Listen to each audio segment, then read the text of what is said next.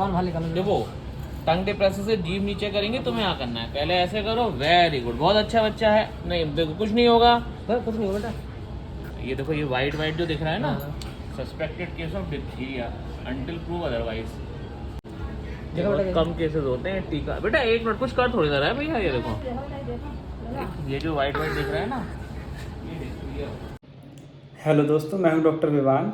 तो मैंने आपको दिखाया एक डिप्थीरिया का पेशेंट और उसको एग्ज़ामिन करना भी आपको दिखाया कि किस तरह से हमने उसको एग्ज़ामिन किया और आपने वो देख चुके हैं। तो अब इसके लक्षण के बारे में हम बात कर लेते हैं और इसके बारे में थोड़ा जान लेते हैं क्या बीमारी है। तो सबसे पहले तो जो डिप्थीरिया बीमारी है बैक्टीरियल डिजीज़ है, बैक्टीरिया के द्वारा होने वाली ये बीमारी है और इसका जो कॉजेटिव एजेंट है कॉर्नीबैक्टीरियम डिप्थीरी है। ठीक है बेटा, घाटी में दर्द है। घाटी में दर्द है। कब से दर्द है गले में? जब हम अपनी नानी घर गए थे तब से। हाँ, नानी घर गए थे। नानी घर गए थे। 15 दिन पहले गए थे नानी के घर। कल जमा 8 दिन हो गए। 8-10 दिन से है। हाँ, तो गर्दन बुखार भी आ रहा है बेटा? बुखार तेज आता है बुखार? बुखार बहुत तेज गला दिखाओ आप अपना, ये दर्द हुआ तो हमने और खोलो, आ करो, जीभ बाहर निकालो। ये बड़ा बच्चे तो कुछ इस तरह से हमने बच्चे को एग्ज़ामिन किया। बच्चे का जो है लोकली ट्रीटमेंट हुआ था, गांव में इन्होंने ट्रिप वगैरह लगवाई थी और प्रॉपर डायग्नोसिस वहाँ पे नहीं हो पाया था कि बच्चे को आखिर में हुआ क्या है। तो अब बच्चा हमारे पास आया है और फर्दर इसका हम ट्रीटमेंट स्टार्ट करने वाले हैं। डिप्थीरिया डायग्नोसिस हुई है इसको और फिर देखते हैं आगे। तो अब हम जानेंगे इसके ट्रांसमिशन के बारे में। ये जो है एयर ड्रॉपलेट्स के थ्रू फैलता है एक इंसान से दूसरे इंसान में। ख़ास तौर से बच्चों में देखने को मिलता है और उन बच्चों में देखने को जनरली मिलता है जिनको कि डिप्थीरिया की डीबीटी की वैक्सीन जो है नहीं लगी होती है। इसके सिम्टम्स की बात करें तो इसमें आपको फ़ीवर आ सकता है, माइल्ड टू मॉडरेट, और सीवियर भी फीवर आपको देखने को मिल सकता है। इसके अलावा जो गले में सूजन देखने को मिल सकती है, गले में वाइट कलर की पपड़ी देखने को मिल सकती है और वाइट कलर की कोटिंग कई बार इतनी ज़्यादा सूख जाती है कि ये आपके गले को जकड़ भी लेती है और गला जकड़ के कई बार पेशेंट की डेथ तक हो जाती है अगर सही समय पर इसका जो है आप इसका ट्रीटमेंट ना मिल पाए तो। अब बात करें इसके ट्रीटमेंट की तो 24 घंटे के अंदर इसका ट्रीटमेंट स्टार्ट करना रहता है और एडीएस इसके ट्रीटमेंट में दिया जाता है। बेड के अकॉर्डिंग एडीएस दिया जाता है, एंटी डिप्थीरियल सीरम। तो इस बच्चे को जो है 8 वाइल्स इसकी लगी थी और वो भी मैंने दिखाई है किस तरह से इसका इन्फ्यूज़न चला है, तो उसको भी एक बार देखते हैं। और अब बच्चा पहले से काफ़ी बेटर दिखाई दे रहा है। वो अब हम एक बार बच्चे से भी बात करके आपको दिखाएंगे कि किस तरह का हमारा पेशेंट 24 घंटे के बाद दिखाई दे रहा है। पहले से काफ़ी रिलीफ बता रहा है अब।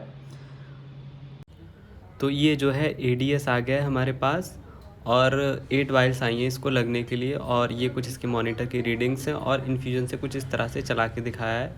अब 24 घंटे बाद बच्चा हमारा पहले से काफ़ी बेटर है। अब बात करें अगर सही समय पर इसका ट्रीटमेंट ना मिले तो क्या हो सकता है। सही समय पर अगर इसका ट्रीटमेंट ना मिले तो गला घुटने से, इसको इसीलिए हिंदी में बोलते हैं गल घोटू बीमारी, गल घोटू बीमारी इसको बोला जाता है। गला घुटने लगता है मरीज का, जो कोटिंग होती है वो सूख जाती है और वो बढ़ती रहती है और मरीज को सांस लेने में तकलीफ़ होने लगती है और फाइनली पेशेंट डेड हो जाता है। अच्छा, इसका इफ़ेक्ट आपके जो पेशेंट है उसके किडनी पे भी आ सकता है, उसके हार्ट पे भी आ सकता है और उसकी नर्व्स पे आ सकता है इसके अलावा, और गला घोट होने से इसकी पेशेंट की मौत हो जाती है, इसीलिए इसको गलघोटू बीमारी हिंदी में बोला जाता है। अच्छा, बात करें कि चलिए गले का तो समझ में आ रहा है कि जो इसका बैक्टीरिया है गले पे जाके फाइनली अटैक करता है, तो इस वजह से वहाँ पे ड्राई कलर की एक कोटिंग बना लेता है, वो बढ़ती है और गला घुटने से पेशेंट की मौत हो सकती है। अच्छा, किडनी पर और हार्ट पे इसका कैसे इफेक्ट आ रहा है। इसका जो टॉक्सिन रिलीज होता है, जो वाइट कलर का, जो मैंने आपको दिखाया पेशेंट को एग्जामिन करके, तो जो वाइट कलर का जो टॉक्सिन होता है वो पूरे सर्कुलेशन के थ्रू पूरे ब्लड में जाता है। उससे जो होता है पेशेंट के हार्ट रेट को नुकसान होता है। पेशेंट का हार्ट रेट कई बार बहुत ज़्यादा डाउन चला जाता है तो पेशेंट का कार्डियक अरेस्ट भी हो जाता है।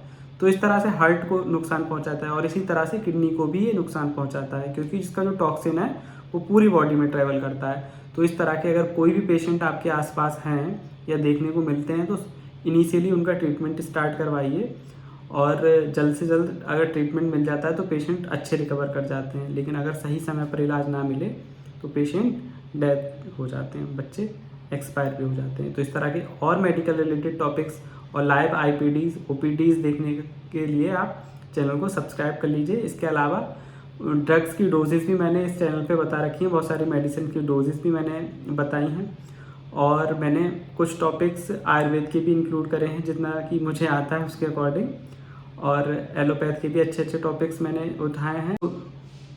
स्टूडेंट्स रहते हैं नर्सिंग के या फिर मेडिकल के, डॉक्टर्स वगैरह भी रहते हैं, तो उनको भी काफ़ी कुछ लाइव नहीं कई बार देखने को मिल पाता है, तो इस तरह से लाइव केसेस उनको देखने को भी मिल जाएंगे। इसके अलावा थ्योरेटिकल अप्रोच भी उनकी अच्छी हो जाएगी।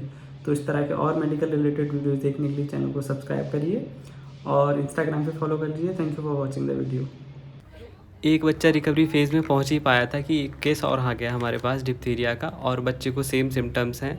बच्चे का हमने एग्जामिनेशन करके आपको दिखाने की कोशिश करी, लेकिन बच्चे ने मुंह ही नहीं खोला। इसके गार्जियन ने भी काफ़ी कोशिश करी कि दिखाएं इनको, पर इन्होंने मुंह ही नहीं खोला।